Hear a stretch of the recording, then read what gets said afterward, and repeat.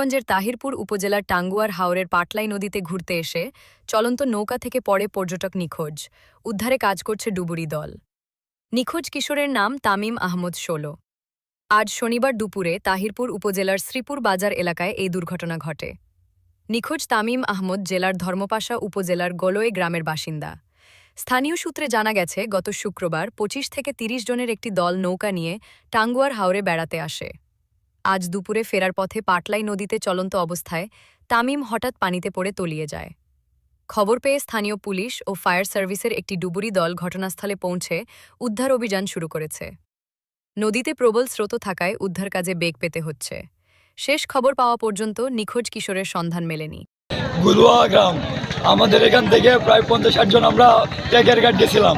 এখানে যাওয়া আসার পথে এখন প্রায় 12টা হবে না, 11টা,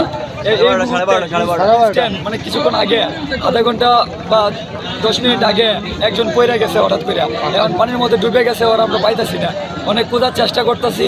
এখানে যারা স্থানীয় আছে ওনাদের কাছে আমরা সাহায্য চাই, আমাদেরকে হেল্প করেন আপনারা। ছেলেটার নাম কি? ছেলেটার নাম হচ্ছে তামিম।